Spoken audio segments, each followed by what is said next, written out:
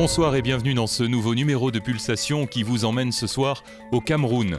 Depuis plus de 30 ans, une étroite collaboration existe entre les facultés de médecine et les hôpitaux de Yaoundé et Genève.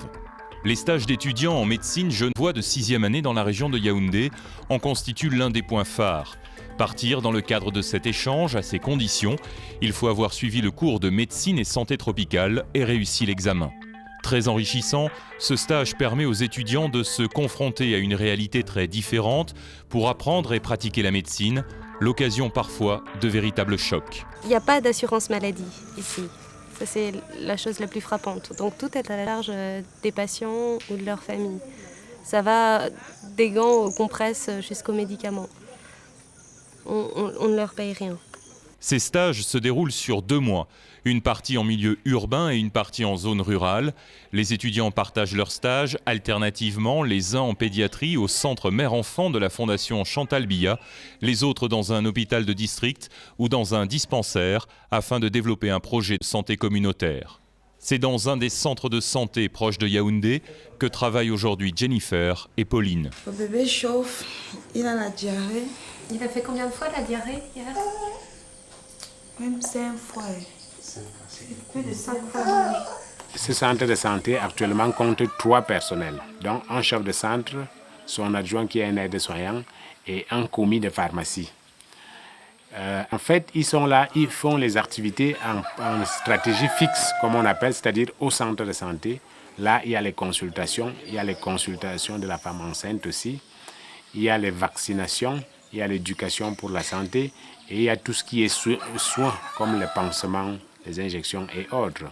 Ils font aussi les activités en stratégie avancée. Donc, ils vont dans les villages éloignés où ils vaccinent aussi les enfants et où ils font les consultations prénatales et même les consultations curatives. Aujourd'hui, une séance de vaccination a été organisée par l'infirmier responsable du dispensaire. Il est assisté par 2 délégués de santé. L'objectif est de donner une information sur les différents types de vaccinations proposées. C'est aussi de vérifier l'état de la vaccination des enfants du village et de vacciner ceux qui en auraient besoin. Chaque famille vient avec le carnet de vaccination de leurs enfants. Les carnets sont vérifiés et comparés au registre tenu méticuleusement à jour par l'infirmier. Le programme élargi de vaccination au Cameroun, et ça c'est une décision nationale, c'est de 0 à 11 mois. Là, le vaccin est administré gratuitement. Au-delà, les parents doivent fournir un petit effort. Mais on se dit, normalement, tout enfant de 0 à 11 mois devrait être bien vacciné. Après, ce ne sont que des rappels. Le mois précédent, Pauline et Jennifer étaient en oncopédiatrie au centre mère-enfant. Elles ont été confrontées à une réalité difficile qu'elles déplorent. Dans ce service, il n'y a pas du tout de conditions d'asepsie qui devraient être mises en place pour ce type de service.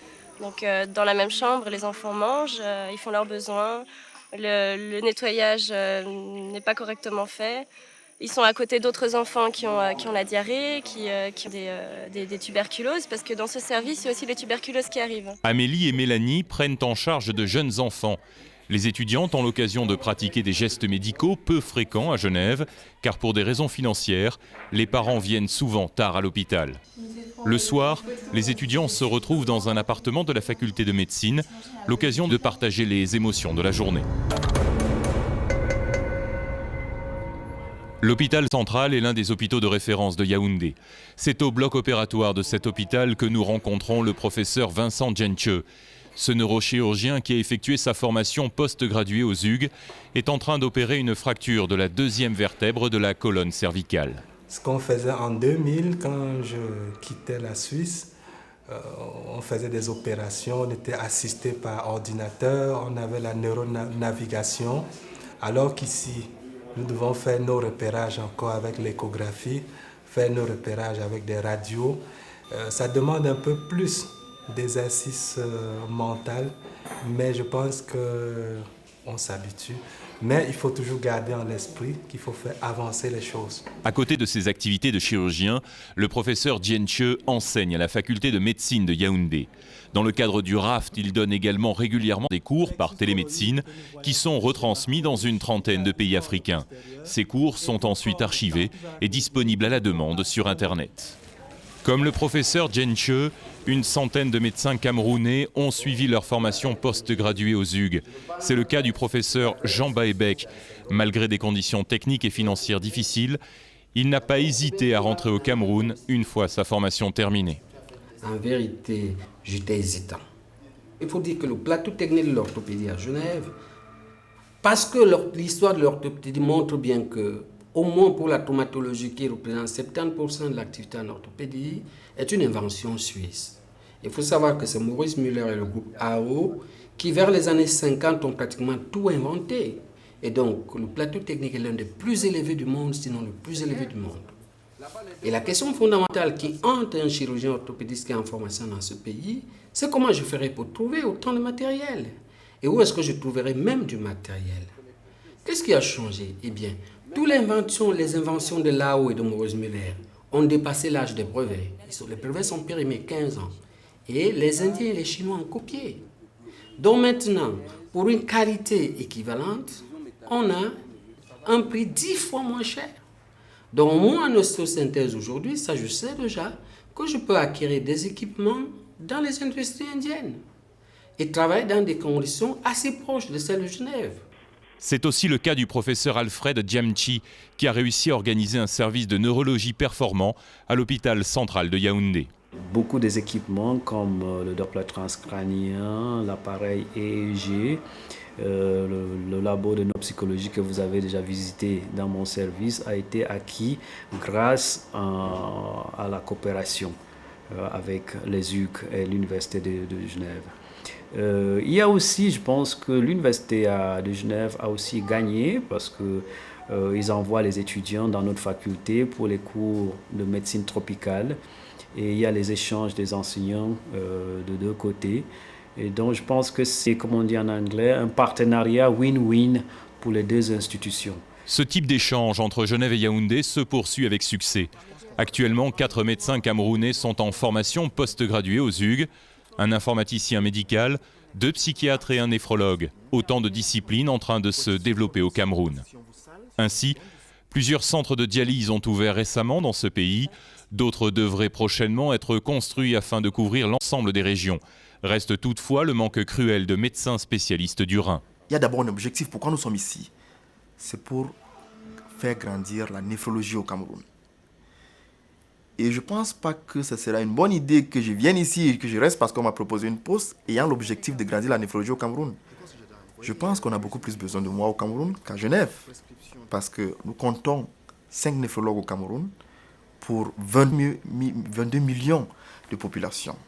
Donc je pense que l'idéal, l'objectif, c'est de faire grandir l'équipe du Cameroun, c'est de faire avancer la néphrologie au Cameroun. Bien sûr, avec un partenariat beaucoup plus étroit avec Genève où nous avions été formés.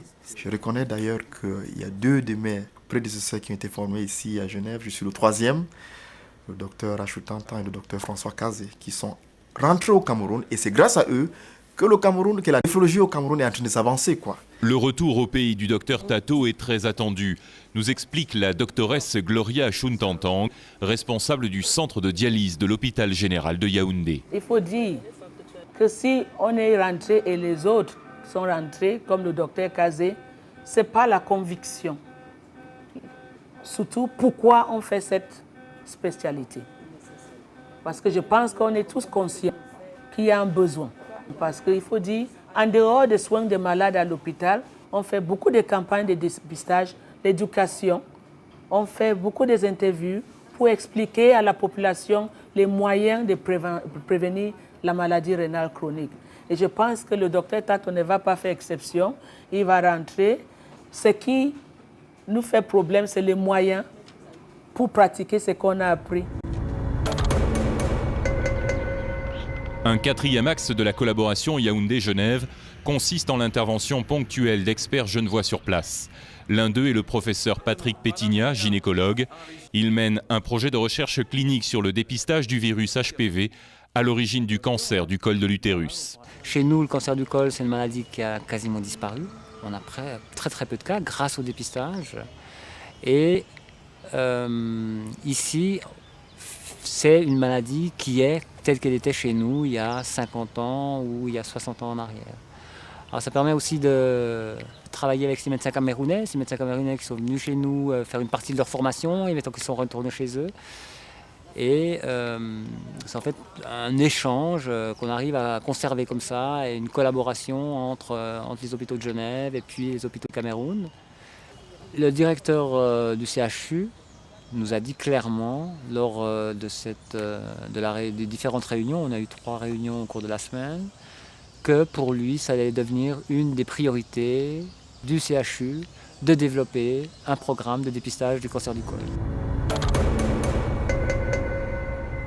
Développée depuis une trentaine d'années, la coopération entre Genève et Yaoundé a permis de former des générations de médecins camerounais qui peu à peu ont pris la relève et assument à leur tour une grande partie de l'enseignement prégradué.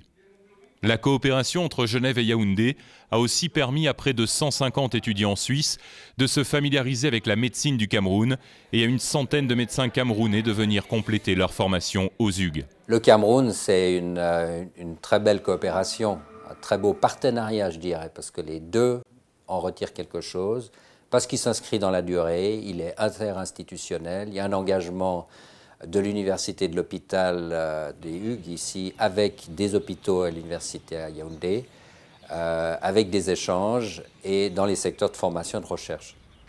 C'est un des projets, il y en a beaucoup d'autres, dans d'autres pays, Népal, Bosnie, Mongolie, Rwanda, qui sont des projets aussi de partenariat avec d'autres institutions. Et puis un grand projet qui se réalise tous les 2 ans, qui est le Geneva Health Forum, que nous organisons avec des organisations basées à Genève, et il y en a beaucoup, autour du thème central de l'accès à la santé et aux soins.